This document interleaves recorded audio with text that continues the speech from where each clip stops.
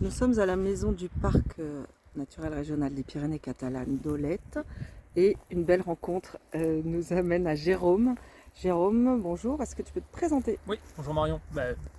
Bonjour à tous. Donc c'est Jérôme Jeannebrou, je fais partie de l'association Arbres et Paysages 66, donc une association qui est présente dans le département depuis 4 ans maintenant et qui accompagne des porteurs de projets sur la mise en place de haies champêtres principalement. Donc, les porteurs de projets, ça peut être des collectivités, ça peut être des particuliers, ça peut être des agriculteurs. On a beaucoup d'agriculteurs, on a beaucoup de surface à couvrir, mais on accompagne tout le monde. Bon, cet accompagnement, il vous permet de bénéficier de nos conseils sur le choix des essences adaptées à vos conditions pédoclimatiques. C'est très important de choisir vos essences en fonction de votre sol et de votre climat. Donc, effectivement, les essences de plaine ne sont pas les mêmes que les essences de montagne, donc c'est important de le spécifier aussi. On accompagne des porteurs de projets à partir d'une centaine de mètres, donc ce qui correspond à peu près à une centaine de plans. 100 mètres linéaires. Voilà, 100 mètres linéaires. Ok. Voilà. 100 mètres linéaires, c'est 100 à 200 plans en fonction de l'épaisseur de la haie. Ok. Voilà. C'est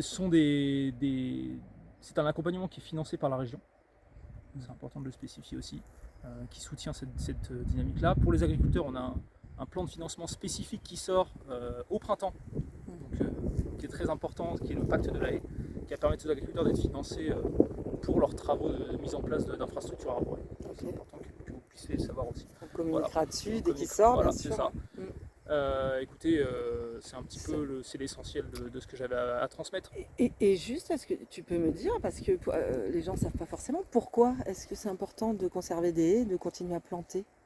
Pour la vie en fait, parce que c'est très simple, c'est-à-dire que l'arbre est nécessaire pour maintenir la biodiversité.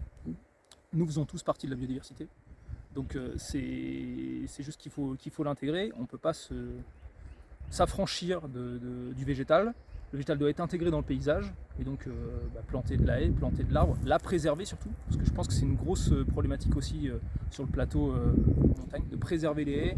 Et vous avez la chance d'avoir un patrimoine exceptionnel au niveau des trognes aussi, je le sais, parce qu'on est intervenu là-haut aussi là-dessus. Donc voilà, c'est pour tout le monde, c'est important, toutes les strates de la biodiversité, c'est important de préserver les arbres. Et tout le monde peut y participer et donc vous joindre et prendre vos infos. Pour nous joindre, oui, c'est assez simple, hein. On a un site internet, arbrespaysage66.org. Ouais. Vous allez dessus, il y a un formulaire de contact. Voilà, vous pouvez nous contacter. On est très sollicité, on va faire en sorte de pouvoir vous répondre dans les meilleurs délais. Et vous êtes 5 à agir, sur tout le département. Voilà, sur tout le département. Mais en tout cas, merci, à chaque fois c'est important, très, très pointu. À bientôt Jérôme, du coup, merci.